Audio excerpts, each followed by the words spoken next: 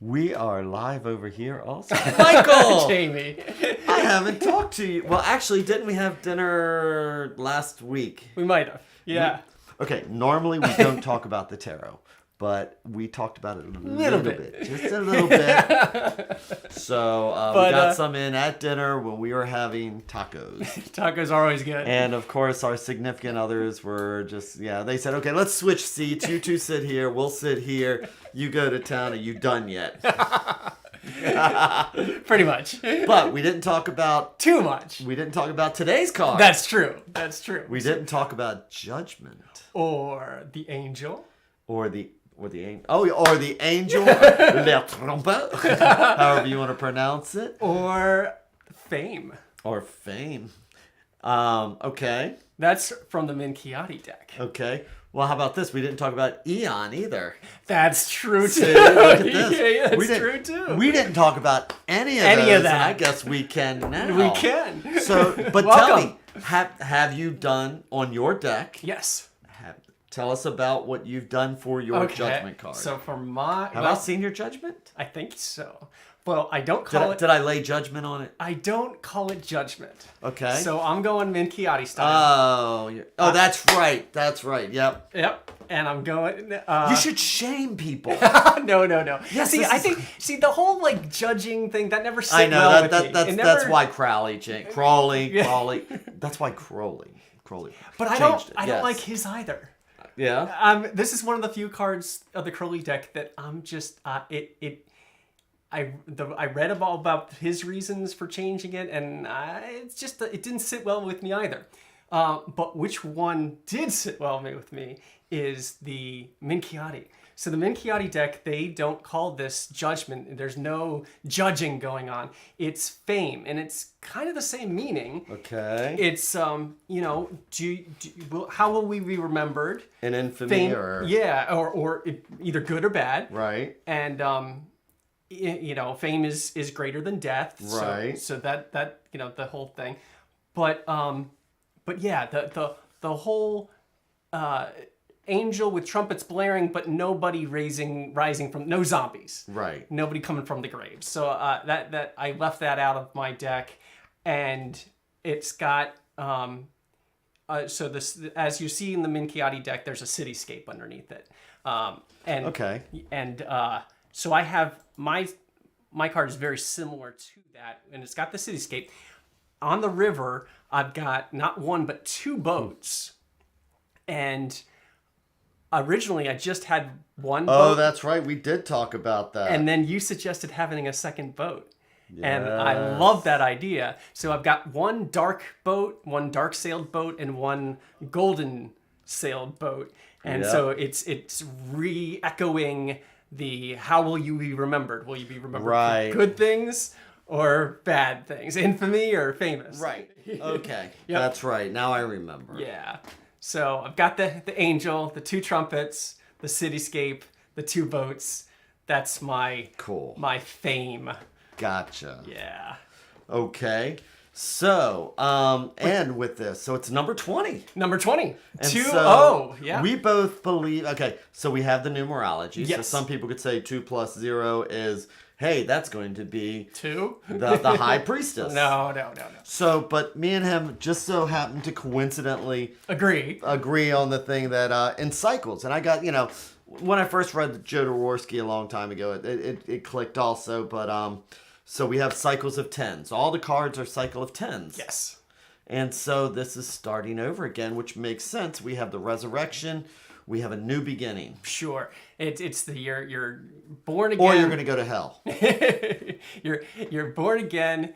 You're the Fool or the Wheel of Fortune. It's that it's this in between incarnation time where you're leaving one cycle and moving on to the next cycle. Yep, and yep. So we've got that. And then, so obviously with this card, it deals so much with religion. I mean, you can't have this card without religion.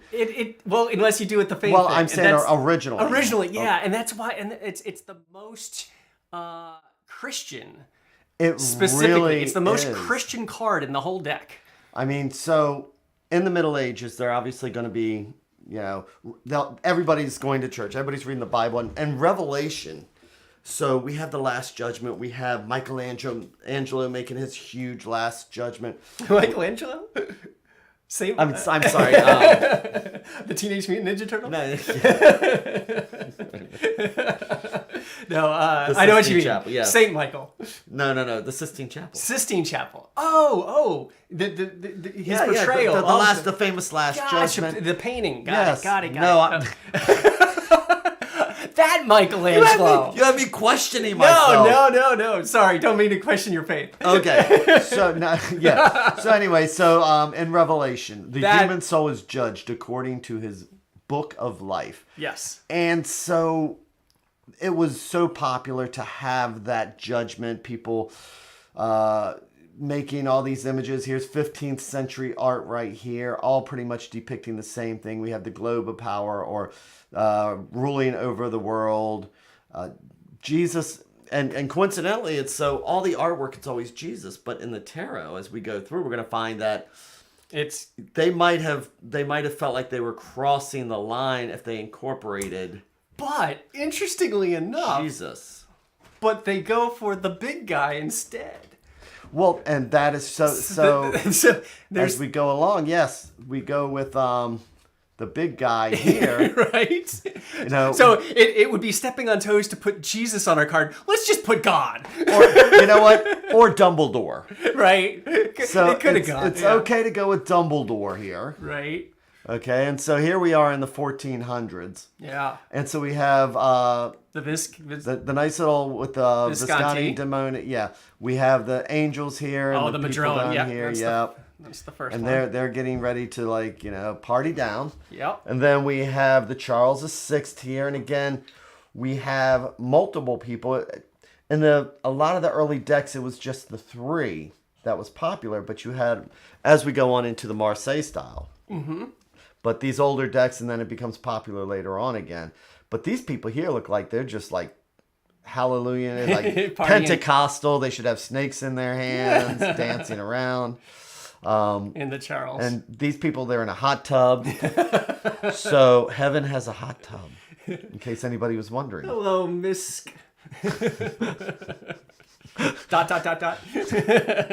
So, yes. So we have that, and then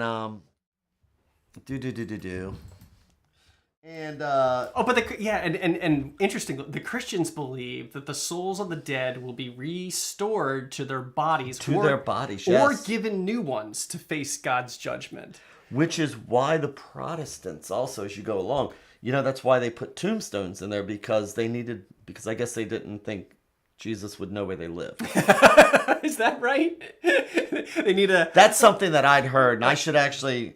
So my significant other, so Mina... Source! Well, and I can. So, and it's going to be Mina. Okay. Because I do remember reading that, now that we're sitting here talking, and Right. I will... So take that with a grain of salt until I source it. But that's funny. That's cool. Yes. So that was one of the things why they have the tombstones over the top of the... But, and I'll source that with Mina, who is a... She actually has a degree in archaeology. I believe. See, Mina and is, she made zero money with that and went into the sciences. Mina's a good source, though. That's all. She watched Indiana Jones and that changed her life. And then she realized she's not going to make a penny doing that. Oh. So, yes, so we have that. The judgment card derives from the Bible. It's a day of reckoning. But another thing to consider with the card as we go through that is a very Christian-centric view. So one of those things, what's that? Oh, I was going to say, go ahead. Oh, I was just going to say that as we go through these cards, yeah, we come from a Western culture, and there's going to be people that are also watching this, possibly from other cultures.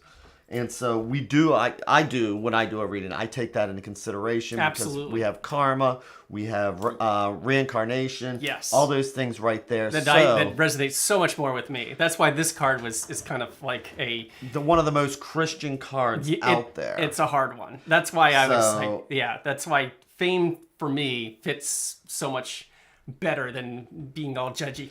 Right. And considering, let's see. Oh, somebody else is that Miss Cutie Rose? That's who you're saying hi to. Yeah. Cool. Thank you for following.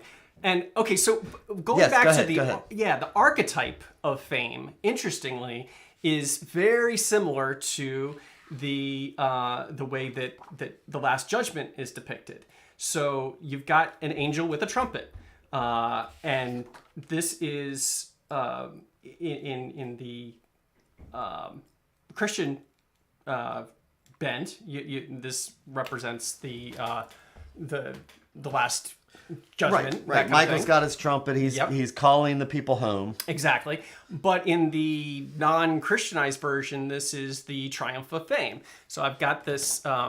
This tapestry comes from 1504, bought by Queen Isabella, and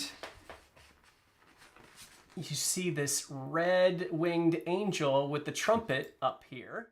Okay. And this is the allegory of the triumph of fame. Okay, so, okay. Yeah, so this is let's see here. And that's from the Metropolitan Museum of Art. The Met, yep. In 1504. Okay. Yep, 1500s. And the little banner up there, it translates to read, "Thus the deeds of the ancients were immortalized by fame."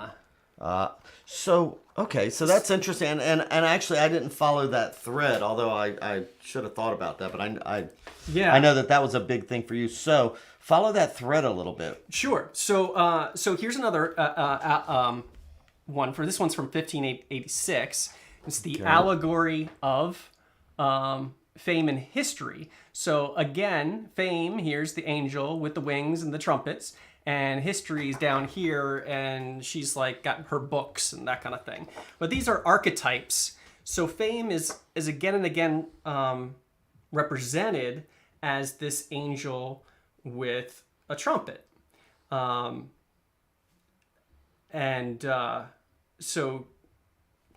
it's not just the Christian aspect that has this reoccurring symbolism. Well, that is still Christian. I mean, you were just saying that and obviously if it's Queen Isabella, it's gonna be the Christian allegory. So it's death, fame, time, and religion is how you have it here listing. That's true.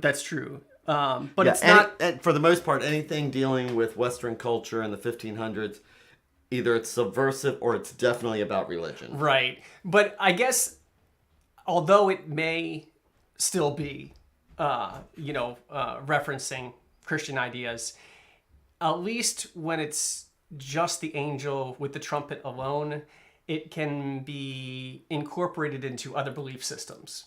So as you go on into reading, absolutely. So, well, I tell you what, so that we can move past the whole Christianity part. A few other things here, because I wanted to make sure that we don't just that we let people know that it's like we understand there is a worldview. Yep. But it's true, as we already saw, that the illustration of the resurrection was already fixed many centuries before the tarot emerged. And no historic deck changed that. As we go through, we'll see that as we look at other decks. You're right. And who is it that rises from the dead? The worthy. Okay, so just to... Yeah. When you said that no other deck did... Historic deck. Okay, the Minchiati is not Right. seen for tarot reading. It's not seen as a... That is a game deck. It is And not a tarot deck. Well, the tarot is a game as well. Understood, but there is a certain set of cards. Yeah. The Minchiati Yeah. is not in that card. They are similar board game. Like you have similar board games that have a board and dice, but different rules. It's like the yes, sister I know of the tarot. But just and I've got a source for this one. But the most popular deck on the Italian peninsula in the 16th century was this one. Was the Minchiati. Was the Minchiati. Sure. Yeah. And nobody's denying that. Right. But it's still not the quote-unquote tarot deck. Tarot proper. It's okay. so that's similar. what I'm saying. Yeah. So it is true to say that then. It's The that tarot illustration- versus Taroshi. Yeah. It's so close. So no historic deck. No historic tarot deck. Yeah. And I did here's emphasize tarot deck ever changed this. Okay. If you want to be it's letter of the law, but I'm a little bit more of the gray area because I understand what you're saying. They were all created at the same time, but I'm saying that the Minchiati, that is a historical deck, and it's an important deck, and actually I'm still waiting for mine to come from Kickstarter. Yeah. But the esoterists and people like that did not use that deck. People, when we're talking about the timeline, when we're talking about the timeline, though, we're talking about the tarot. Yeah. I don't want to confuse it with, and I don't want people to get confused by thinking that the Minchiati, which again I've got my copy coming, but when we use the word tarot deck, is the Minchiati a tarot deck? It's a Taroshi deck. But is it a okay? So is it a tarot deck? Yes or no? It's very, very close to a tarot deck. So anyway, is the Visconti? Hold on. Is the the Visconti a tarot deck? It's one of the first. No, the Visconti is considered also a Taroshi deck. It's got different cards. Okay, let's not confuse the issues too much. Okay.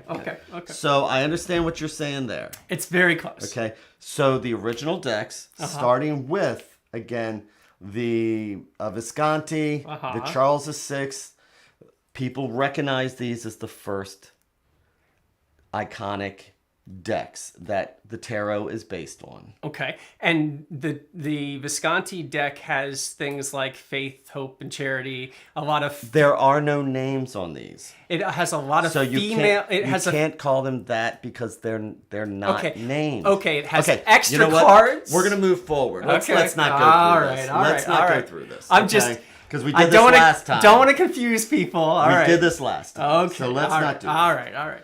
Okay. Taroshi, tarot, you be the judge. So the only thing that so we can get back on track. Yes. I just wanted to focus on judgment. The card. Yes. On judgment. Yes. Okay. Okay. And what the original consideration was. Yes. Again, because the original decks. I'm sorry. I'm just going to say it again because it didn't change. Period. The end. And the question was who rises, and it's only going to be the worthy. And the thing about the Christians also, it's not just deeds, but you are judged on thoughts and deeds. So this is a really heavy, when you're in the 15th century, 16th century, and you're playing your cards and all this other stuff, you are looking at a deck and they know that you are being judged when you see this card on thoughts and deeds. And that's going to be important later because this is a cosmic level card. I thought they were just playing games. All of a sudden, they're being judged on their thoughts and deeds. Well, that ruins my buzz, man. Man, I know they come from church. They see these cards, and it's like it's a good excuse when the church walks up and says, "What is this game you're playing?" It's like these are showing our sins, and it shows our the positive sides of what blah blah blah. I'm sure that's what they were doing. But anyway, so and one thing I wanted to read was a poem. Okay. From the 13th century. Okay? All right. And it's only a short piece of it. But this really reflects on the thinking of when this card was created, what you're looking at when you see these pictures. Okay? Okay. And it's from the Franciscan Tomasco di Celano from the 13th century. The whole aspect of that. Okay, so... And he goes from the 13th century. Aha! What terror is impending when the judge is seen descending and each secret veil is rending. To the throne the trumpet sounding, through the sepulchres resounding, summons all with voices astounding. Sits the judge, the raised arraigning. Darkness mysteries explaining. Nothing unavenged remaining. So this is actually a translation from the Italian, but yeah. So sits the judge, the raised arraigning, darkest mysteries explaining, nothing unavenged remaining. Mm-hmm. So that is what they are hearing in church every Sunday. Every Sunday. And then they make this card. Fire and brimstone. Fire and brimstone, my friends. Okay. Oh, but I wanted to point out before we go out of the Christian thing that the red wings on the angels, that traditionally, and I've got a source. This is the National Gallery of London. They say that the red wings traditionally mean the angels were the seraphim, the first hierarchy of angels next to God. And so they're very important. Right. Angels. Okay. Yep. That's why they're doing the judging. Yes. And so Terra Vita, yay, you made it. I'm glad. And so my book with all the tabs, yes. So this book here is amazing. Reading the Tarots by J.M. David. I mean, it is well used, well loved, like a 32-week course on the tarot. And it is, I can't recommend it enough. It really is good. I'm gonna plop it. Hence the all the little thumb tags and stuff. Yeah. So yes. So and glad you made it. The Two of Cups also has the red wings. Yep. So okay. So we've got that. We've got the 13th century. We got the 15th century. We already know that it was called the trumpet, and that was because. Trumpeting, one of the cards originally angel. was called the trumpet. Yep. Yep. And so that was kind of a cue there. Of course, being the 15th, 14th, 13th, we don't know. Nobody documented anything. We can only speculate. Well. I know. But it was also called the angel. And as I was mentioning, that's when I speculate, you get mad at me. So speculate because we can't prove anything. Right. So, but. Yeah, but period. I cannot. No. But there's also historical. I try and reference historical. That's why I'm bringing up all the historical biblical stuff. Absolutely. That is footnoted and things like that. Absolutely. So let's go into some of the. So we have the original cards as we talked about. So, which we talked about here with Dumbledore on there. And then the big cheese. Yep. And so when we come along, we can see that. Do you have a copy of the Roosevelt? I do. With you? Good. I okay. Do. Yep. Oh no, I don't. Oh, okay. These guys. Okay. What I should do is also have a tablet so that you can hold them up. But essentially, there's also cards from the 1500s. Just imagine woodcuts that look with a very primitive angel on them, with a trumpet. And the people rising from the graves. Exactly. Yeah. And not colored very well, one of them. But we have the Rosenwald sheet, the Budapest sheet, and the Rothschild sheets. And these actually came from book bindings because paper was so such a commodity. They wouldn't throw anything out. So if they were doing test runs, test prints, if there was problems, they would also incorporate that paper into book bindings and things. And so luckily enough, we actually happened to find some books that had the oldest woodblock tarot sheets in them. And here we see that there's not a whole lot of difference with the original woodblocks from the 1500s from what we're already seeing anyway. We have the angel with the wings. We have people being resurrected. And this is almost like some of my artwork. On Michael's feed, if you could see it, just imagine Jamie's artwork. Aww. Okay, because they're like happy faces. They're happy faces with kind of like bodies. Yeah. And that's a good try. Yeah, and the Rothschild's sheet actually has some art to it. So that's kind of nice. So we have those. And then and did you have an opinion about anything like that? I have a whole bunch on the later stuff. So I some of the stuff that I'm going to talk about can be seen in these cards, but I don't want to talk about it because it's easier to talk about it. Well, now we're moving to the 1600s if you want this. And we both like the 1600s. Indeed. Can we move up to weight? Not yet, because we still what have... else do we got? Well, we also have the mid-1600s. And so you can show yours from here. So here's another amazing... Well, let me show this book out. I'm going to hand it to Michael so he can show his feed. We do love this book. We both have this. This book came out last year. And it is Tarot and Divination Cards, a visual archive by Letitia Barbier. And it is thumbs up. Yep. You should. Mucho good. Yeah, mucho good. So if you want to find Judgment on there, because I would just want to show some of the cards as we move from the 15 to the 1600s now. And so, and here we have an anonymous tarot. And we can see the artwork has definitely gotten better. They put some more effort into it. We have an anonymous tarot from Paris. We have the Jean Vaville tarot. And it's still very much like some of the original ones where you have the people on the bottom. Now we have the three. And again, notice that they're angels. We don't have Jesus. And on these, we don't happen to have gods. So these are the ones that we actually have copies of, examples of. And I have the Jean Noblet here. And I'm going to go ahead and actually pull that up.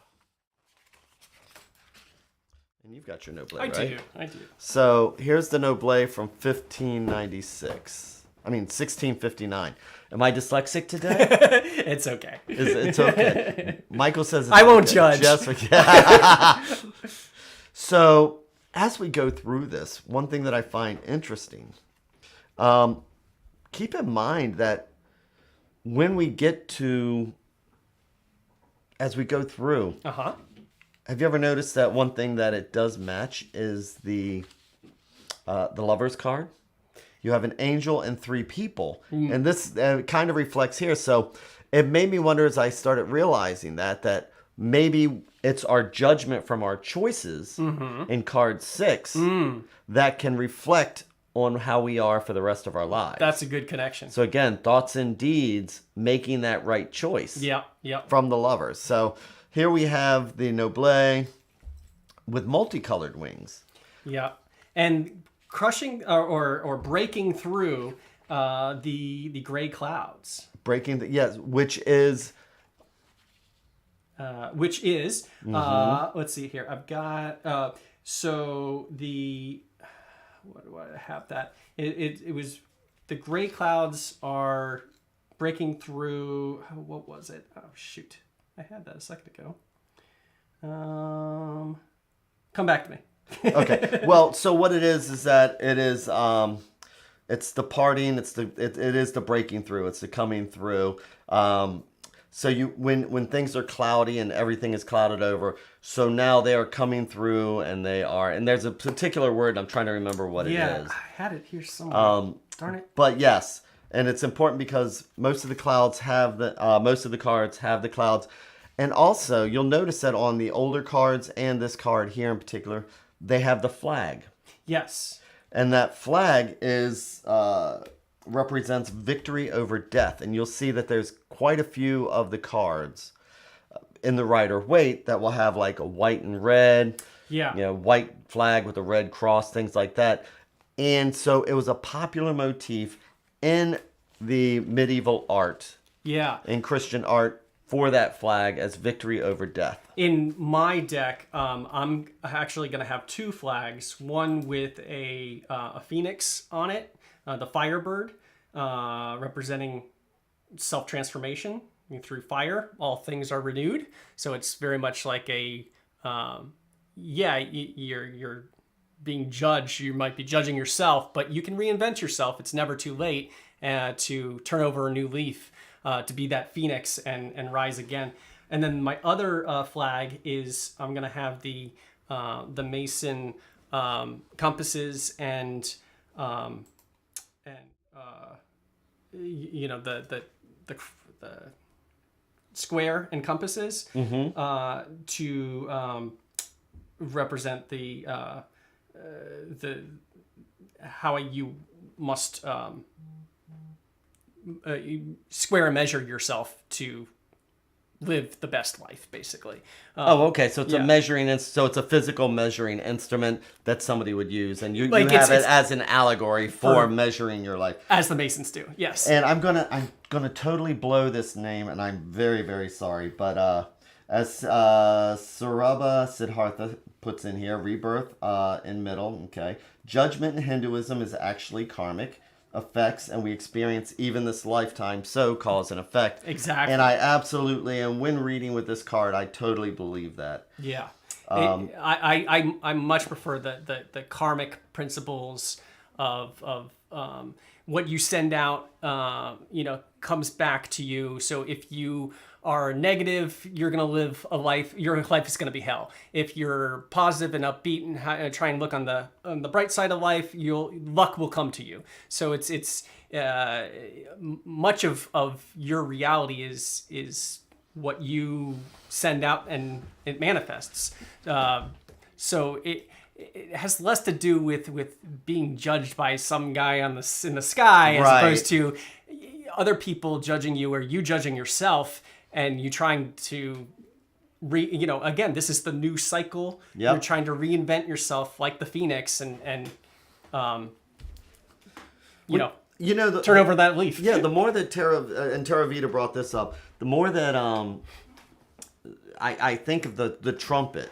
Yeah. Because it really is a symbol, and as they're saying, I love this card being called a trumpet, as the angel is awaking up people's souls, just like chanting Om. The vibration and sound clears us of all negative energy, and we are refreshed and renewed. Yeah, very good connection there. And the trumpet, when you think of everything on a micro level, everything is vibrating.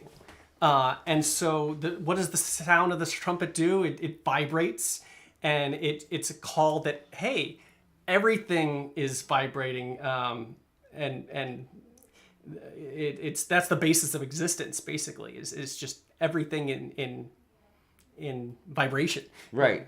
Yeah. Well, yes. And everything's in a wave. Yeah, exactly. It's a wave. Sound is a wave. Light is a wave. Yeah. And often you'll see 2 trumpets with some of the earliest cards, like the Visconti. There's 2 trumpets. In the Minkati, there's also 2 trumpets. But the one you can think of as the past, and the other is the present, or our higher self and the shadow self. And it's kind of joining those two, becoming the one whole that could be part of the lesson here. Right. And so as you're looking at the cards, I don't even think that the original people who were making these cards could even make a decision about, should the people be happy, should they be sad. Depends on the depiction. So these, some people look like they are celebrating. Right. Let's see. Here's some people that are actually celebrating and almost look like they're happy, and then you have some people that are in terror and afraid, hiding their heads, looking scared. So is this a good, positive thing?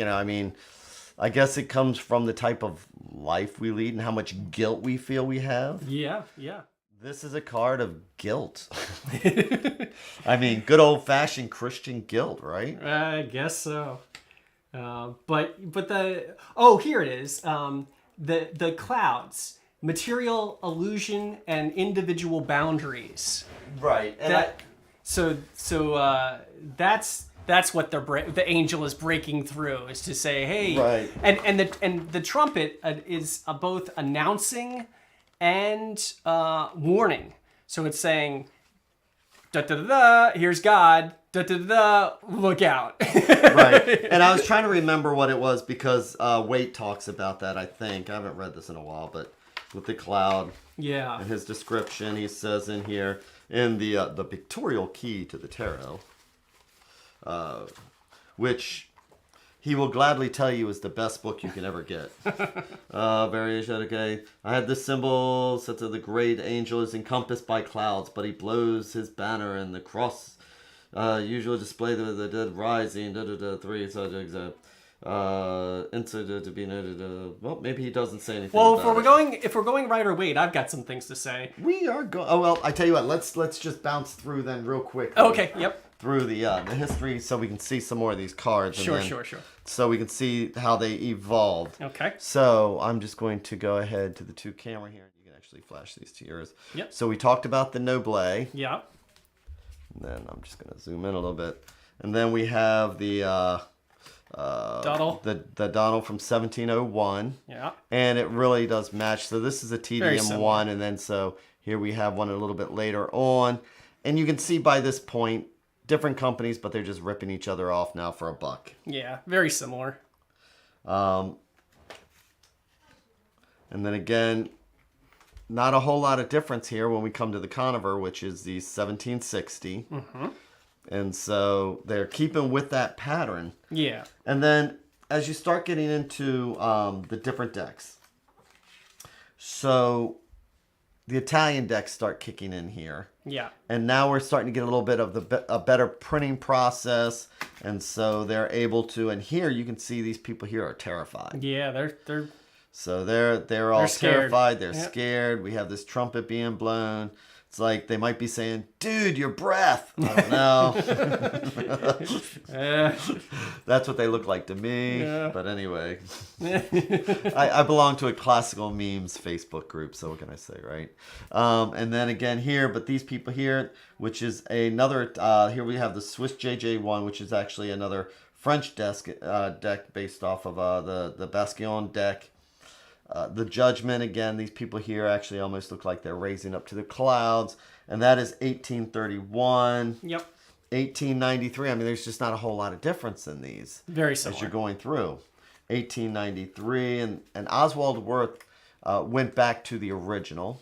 Back to Minchiati style. Yep. Exactly. And so it's interesting because these people are raising out of the dirt. And yet we have this person coming out of... a grave or something. Or a baseball box office seat, a box seat from the opera. Maybe he's watching. But they look a little less scared. But he definitely went back to more of an original style. Yeah. Because and here we have that box again. Yep. Which is a grave. Yeah. And so... 1893. So we can see that there's a definite pattern no matter what you do in all these. It's not till later on that we start diverging. Right. But then, but even in the Rider-Waite, it's got very similar to these things. Right, but he intentionally in the Rider-Waite, he adds extra people in there. Yeah. He recognizes the original decks had only 3, but he did the 3 and 3, so he's got 3 in the background, 3 in the foreground. But Right. it's that repeating. He just added extras. But the figures are gray, at least in some earlier versions of the Rider-Waite. This is one is a later version, but they're more gray? I think they're more gray. Yeah, in the original, at least that's my notes. Well, I'm going to go with this. So the Pamela Coleman Smith is supposed to be closer to the original. Okay. Are they gray? That's what I'm going to check. Okay. Anyway, I just use that deck the same as you do because it gives richer, more vibrant colors. Yeah. They are saying that anytime you see gray in the Rider-Waite, it means wisdom. So the figures have achieved wisdom. They're rising to a more meaningful existence.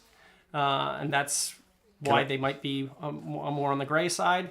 The alchemical child here with his hand outstretched is his arms wide, receiving wisdom. And the figures are in the shape of a W. The figures are in a shape of you mean right here where it's a do-do-do? Is that for Waite? No, it's... Waite really did have a huge ego. He did. But, no, Well, you are right about one thing. Look at that. They're gray, yeah. Look at that. How gray these people are in that. Yeah, see? So that's they're receiving that wisdom. The W is about, okay, so the Hebrew letter that's associated with this card is Shin, S-H-I-N, and it means the serpent's tooth, but it looks like a flaming W. That's what the letter looks like. So because this card is all associated with fire and of course that letter, it's that subtle extra thing where you're making it look like a W that's why you see them kind of in that way. And we have 2 and 2 and 2 because we have 2 men, 2 women, and 2 children.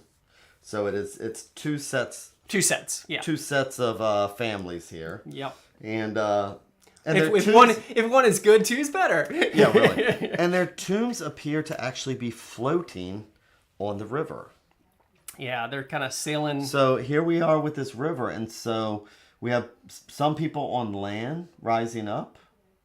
I think is that no okay. No, I think they're all in the water. It all looks like they're all in the water, and so I didn't see any references, but I was just kind of staring at this. Well, it's that whole idea. I see it as the link to the Fool, a link to that in between state. So you're kind of like in the water between lives, you know. Sure.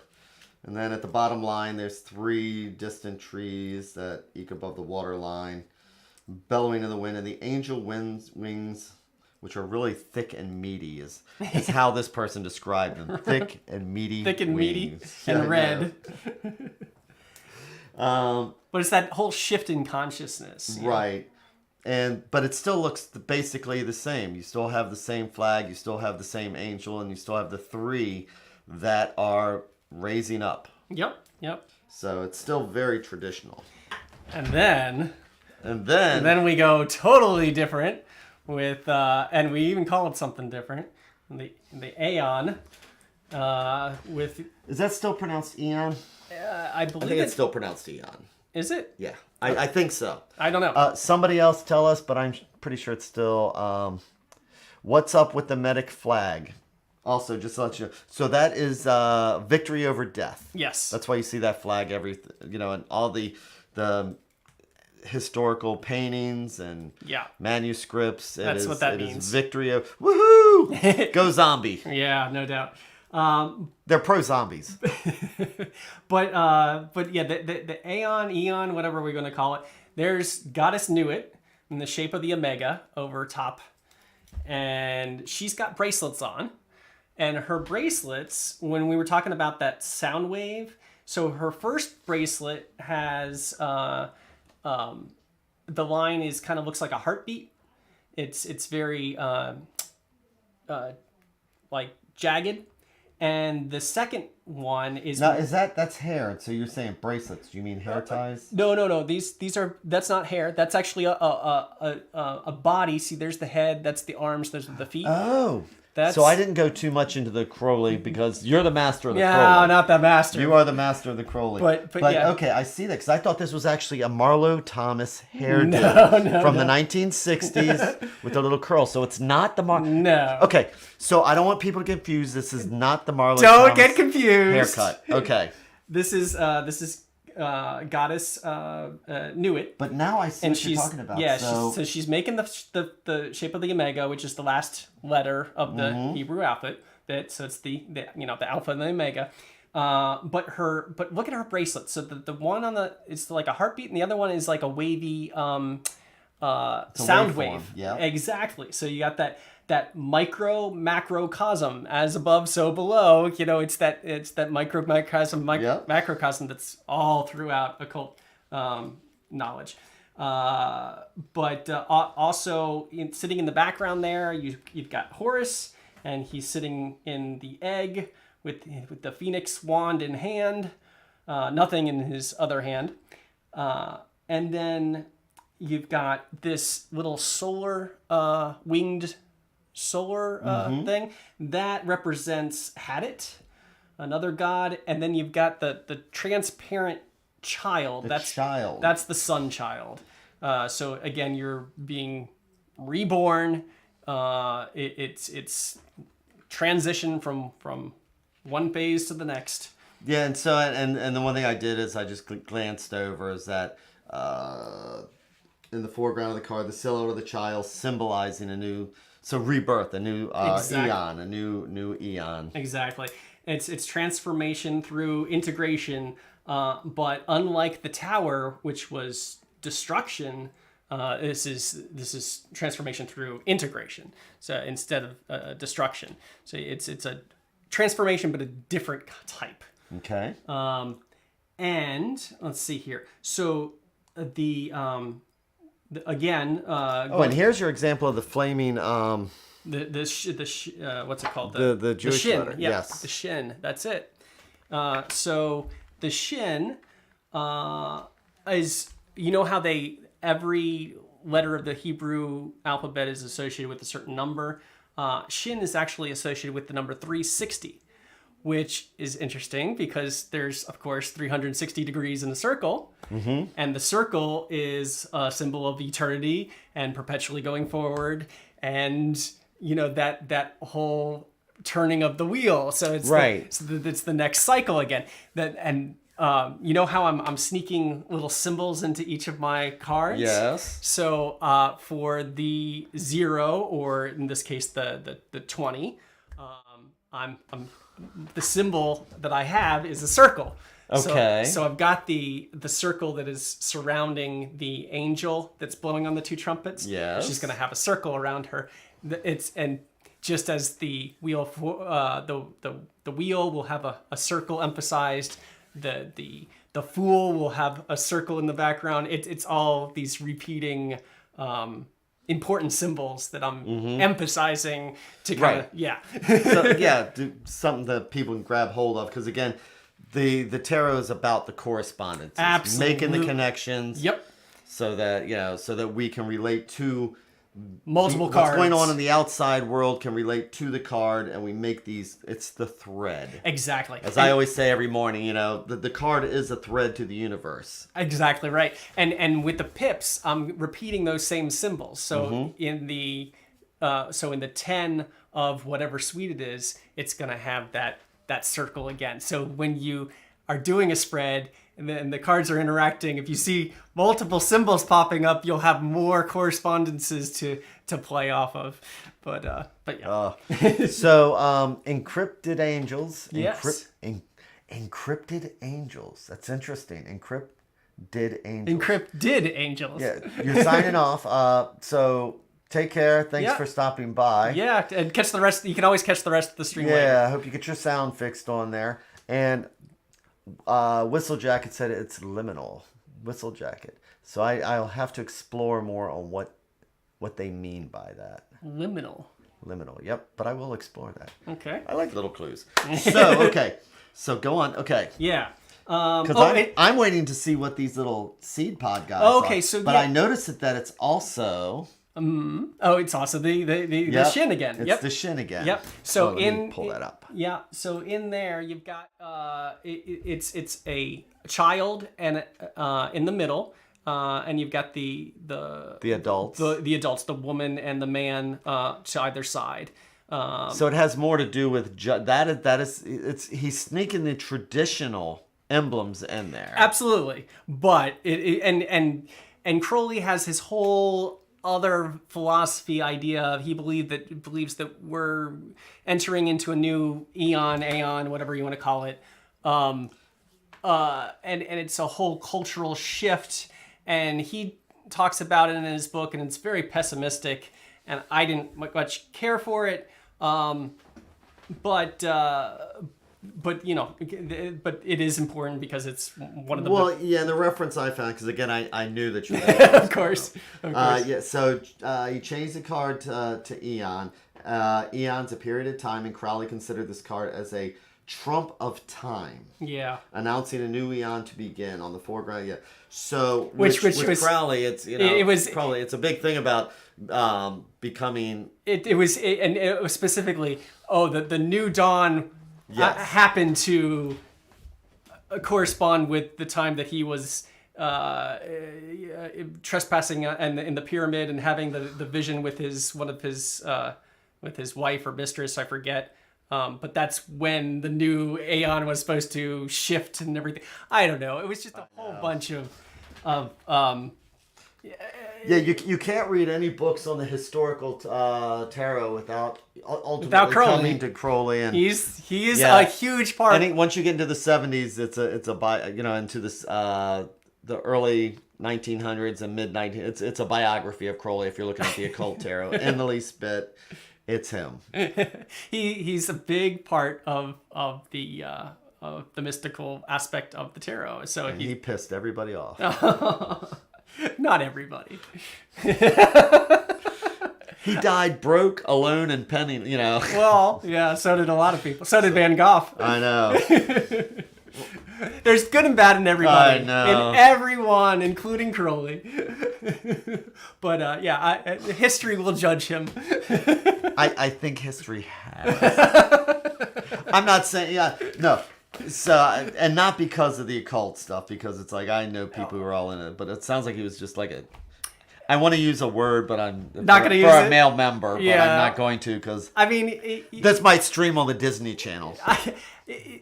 I like to separate the person from the right. I totally get that. Yeah, I totally get that. Okay, so what else you got? Let's see here. So associated with fire, the serpent's tooth. Oh, Shin also means serpent's tooth. So it kills or redeems. Again, the serpent meaning knowledge, right? Yep. Anytime you see a snake, that's knowledge is being. So it's all about the wisdom of learning from your past mistakes and saying, I'm seizing the day and reinventing yourself before it's too late. So that's the whole message of this card is reinventing yourself. It's always possible. It's never too late to burn away the baggage. Yeah. And to heed the call. Free will means that we have a choice to either ignore the call or rise in response. Yeah, I mean, whenever I see this card, the big thing I always say is it's a card where you reap what you sow. Exactly. So when I see this card, it could be good, it can be bad. If it depends. Like all cards, yeah. It depends upon the intent on the situation. Yep, exactly. So, and I have one more point to bring up. Bring it. That. Bring it. So, my pet peeve. Do you know what my pet peeve is? What is your pet peeve? Okay, so I do a lot of. I read a lot with the Rider-Waite Smith. I do. Yeah. As a matter of fact, all this week so far, I do my morning meditations. It's been with the Rider-Waite Smith. Yeah. You can join, so 5 at 7:15 every weekday morning. See this guy. I've been doing this for months and months and months and months. It's like I've got over like 150 of them now. It's fantastic. So anyway, but the thing that gets me about the Rider-Waite is the fact that they changed justice. Mm-hmm. Oh, and yes. strength. Yes, indeed. Switcheroo. So think about this. So justice. Yes. They moved it into 11. So when you're looking at the 5, 6, 7, 8, 9 tarot, you're dealing with man. You're dealing with man-made concepts. Yeah. Justice is absolutely man-made. Can be thought. It usually is that way. When you see that and you have a judge person sitting there, this is a man-made judgment. Agreed. Okay? Yeah. And that's how it is in the original tarot and the Marseille. Number 8, and then But along comes Weight. And he says, well, because of the astrology, I'm just going to move this and I don't care what you think. He moved Justice into 11. Yeah. Well, by the time you get past 10, which is the Wheel of Fortune, 11, 12, 13, you're going into more of a spiritual realm. Yep. And then you move into a cosmic realm. And Judgment is the card that handles this. Mm-hmm. Judgment is not a man-made concept. Judgment is the spiritual, it's the karmic, it's the psychic, it's the universal. So whenever I even read with the Rider-Waite, I'm going to actually one day take my cards and actually figure out a way to put the numbers back where they were. Yeah. Because Judgment handles everything from 10 on up. And it is such a powerful concept that it is almost the last card. Because this is the final. You've gone through the entire tarot deck. Yeah. You have lived your life. You have journeyed from the Fool. And we've covered all these cards. You've journeyed from the Fool all the way to number 20. Yes. And the only thing left is the World after this. The World Soul, It's what's beyond the resurrection. What's beyond that next step to something new. Exactly. So Justice being in that top 10 will never sit right with me. I agree. In my deck, I made sure that was the way that the Marseille does it, the way that Crowley does it. Rider-Waite can have his way, but not with me. So I'm going to get off my I know. horse. I am totally on board 100%, and I agree with you on that one. It is that bugs me, and just the over Christian symbolism. That doesn't bother me because I understand. You're okay with that. I just absorb the symbols behind it. Sure. And it's a product of its time. Absolutely. And I accept, but I know what you're saying. Yeah. And when I'm reading with it, I'm not presenting it in a Christian context unless unless there's someone who's that Christian relate to that. Sure. And so then that correspondence. Absolutely. That correspondence works for them. Absolutely. And I just find it easier with other decks to bring it toward people that have that faith, rather than having the symbolism is just with Rider-Waite. I mean, you look at the Magician and it's basically Jesus figure. You look at the High Priestess and it's Mary. I mean, it's just so that particular faith. And this card just absolutely epitomizes it. Yeah, it's Gabriel. I mean, it's hard to not see Gabriel when you look at this card. And it's good old Catholic guilt. Yeah, right. Which I have tried to wash away and see life in a different. I come from a Catholic upbringing, so this is something that I've changed in my spiritual journey and moved away from. I've just embraced a whole different way of looking at things. So that's. And not to say that I don't like the Rider-Waite. I do, but it's just it's not my favorite deck because of that reason. And the whole switcheroo. Right. So we only have a few minutes left. Yeah. And what I want to say is because we're streaming on 3 platforms. We have YouTube, Twitch, and Facebook, and it looks like we got a number of people. So if anybody's got any questions or comments before we close out, you can throw those up and we can try and answer those. Yeah. And so at the end, to me, I always feel like we don't know a card until we see it in action. So I always like at least doing a reading of some type with it. A short little thing. Do you have a preference of it? You brought your Dark Mansion. I was thinking about using this one this so time. last time we did it with we both just read from the same. You want to do that again? Sure. Okay. Do you want me to start us off? Yeah, well, go ahead and find your. I have it sitting on top. You have it. And so I love this version of Judgment. This is from the Dark Mansion Tarot, and look how happy they are. It's a dead man's party, and everyone's invited. My copy's right over here somewhere. So let me show. I'm gonna switch over here to 2 cameras, so we can see. So everybody can see this. Leave your body and soul at the door. And this is just a fun card. It's a fun judgment. It's a fun deck. Yeah.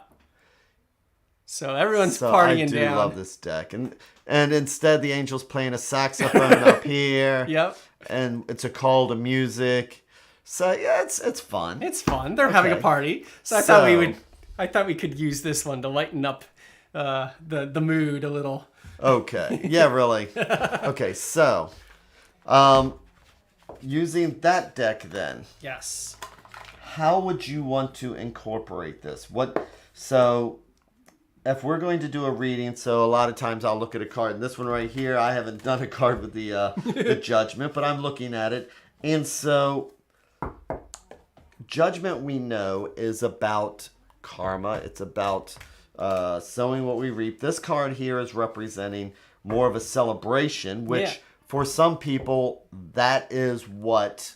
It can be a celebration. yeah, judgment could be a celebration for doing the right thing. You know, a lot of times we don't get credit for doing the right thing. And celebrate that maybe you're leaving behind some negative aspect of your life, and you're reinventing yourself in a more positive way.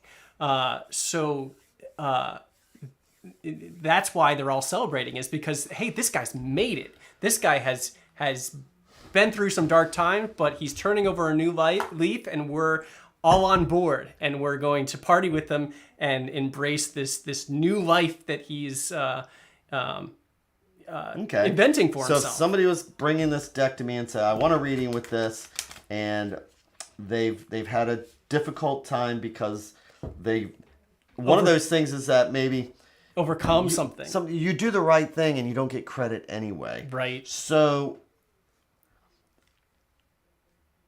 earthly judgment should not matter. So I do this, and I'm doing it because I know it's right, and I'm not getting credit for it. What can I expect as the outcome to be? There you go. So what can I expect an outcome for this? Yeah. So, and Teravita said, "You celebration." Yeah, I pulled over to shuffle with you guys and got the 3 of cups. Stay safe. Drive safely. So so somebody comes up and says, "Hey, I'm doing the right thing." Yep. And not getting credit. And of course, it's also important for our souls. We can't base our actions. Somebody can say, well, do it anyway and just get it done and cut the corners. And not everybody's going to get botulism, so don't worry about it. Chances are they're not going to die. So then if somebody's saying, but you should still, So here's the struggle with doing the right thing. Okay. And the 7 of Swords reversed. So this is an internal struggle because the 7 of Swords... taking advantage of the situation. It's that sometimes feeling the need to do something that may go against our nature. Yeah. Lie, cheat, go against steal, morality. Go against morality. Things like that, taking the shortcut. Yeah. So this card is representing that sheer fact that this person, the temptation to do... the bad... is there. Right, the temptation to do the shortcut is there. Yeah. But it shows their struggle. But it's reversed. Right, which shows their struggle. Right, with it. so they're trying to do the right thing, but the temptation is there. Right, and remember I even talked about with a person sitting in front of me, with the Christian thought that it's, with the Christian belief that judgment, it's not just deeds, but it's thoughts and deeds. Yeah. So this person may be coming up feeling guilty for these thoughts. And so this card could absolutely represent they haven't done it. The 7 of Swords is reversed. Right. They're trying to be good, but the devil's making me do something. And it's a burden. That's an emotional burden on somebody. Yeah. So let's see what the outcome is then. Yeah. Oh. It's the 4 of Wands reversed. Interesting. So you know what I would say to this? What would you... No, I know what I would say to you this. You tell me what you say, and then I'll... What I would I'll say is that the judgment comes from karma. Sure does. If you expect people to celebrate you doing the right thing, you're doing it for the wrong reasons. Mm-hmm. You know what? You know that you're doing it right. Your higher power knows you're doing it right. This is a spiritual struggle that you're having with the Seven of Swords. Right. So once all is said and done, don't expect a pat on the back. Right. Don't expect people to say, hey, great job. You need to be able to have that internal strength to say, I did a good job regardless. Right. You need to be at peace with yourself that you know in your heart you're doing the right thing, even if you don't get a medal for it. So you're going to find that stability. It might not be all like, hey, trumpeting from the streets, look at how great this guy is, but you know in your heart that you're doing a good thing, and so you're going to find that stability. You're going to find that peace that comes with the four of fire. So that is how I would use judgment if I needed to do a reading for somebody. Absolutely. And I think that came out feeling pretty powerful to me. I think it really fit the situation. Yeah. There's the judgment card, partying. I just wanted to show my feed. There's the reversed Seven of Swords there, taking advantage of the situation. And the reversed Four of Wands. Can I say reading tarot just gives me the chills? It really does. Even in something like this, it's like, wow, that is just like so apropos as an example. It was perfect. I couldn't have pulled a better set of cards. It's powerful. I love this stuff. It's powerful magic. So I'm kind of nervous because next week it's going to be 21. We will have gone through the entire deck. Old enough to drink. 21, old enough to drink. My gosh. So we're gonna have to figure out what to do next. So I'm thinking after we get through the world, we never did the Fool. So maybe we should do the Fool. Didn't we do the Fool? We didn't. We started with Magician, number 1. Oh. So after. Oh no, we have to do the Fool. We have to do the Fool. Oh my gosh. So after the world, we'll do the Fool. And then after the Fool, I'm thinking, we'll figure out a way to do the pips and do them justice, but we should do something for them. Because we've been doing this for over 5 months now. It's been a bit. We've been doing this for over 5 months. 5 months? 4, 8, 12, 16, 20. Okay, yeah, wow. And then there was a couple weeks where we skipped. We only missed 2. But we made up for them. Yeah, we're doing good. So, wow, did we really not do the Fool? We skipped the Fool. But I think it's great to have him at the end. I think so, too. Yeah. So after the world will be next week. The world soul. Wow. Yep. And then we can get back to the Fool. Then we're going to think about whether we want to start with the minors, how we want to handle the minors, maybe the suits. Yeah, I'm thinking maybe like do the numbers. Like we could do all 4 aces for 1 week. All 4 twos for the next week. Because they do tie in, and that might be a good idea too. Yeah. And a way to really just drag this out. Well, we could do every card, but I mean... Yeah, no. And so maybe, we'll go to like a 30-minute or 45-minute format until we figure something out. I know, because I'm enjoying the hour. I think we can fill out an hour. You're always worried, but we always manage to go overtime. I mean, I know. I never think it's like, how the heck are we going to talk about one card for an hour? Easy peasy. And thank you for joining us as always. And if you have ideas about what we can do next after we do the Fool, Michael's at artyforever.com and offbeatartwork.com. Offbeat Artwork. And I'm at MyTarot.org. And at MyTarot.org, I have a link to our Facebook page for those people who aren't on Facebook, where we have discussions and we stream this live. There's also a link to the YouTube page, where they're actually archived at. So I have them all on YouTube. And also to Twitch. And again, I invite anybody to join at 7:15 in the morning when I do every weekday. Every weekday, I do a 15-minute morning reflection, pulling the cards, just to see what the universe might want us to reflect on for the day. Always a pleasure to do these weekly chats with you, Jamie. Michael, thank you. That is awesome. And I hate to leave now. I don't want to hang up. I can just drag this out, but we're going to leave now and say thank you again, and I hope you just have an amazing week until next week. Yeah. Thanks again. See you Wednesday. Bye.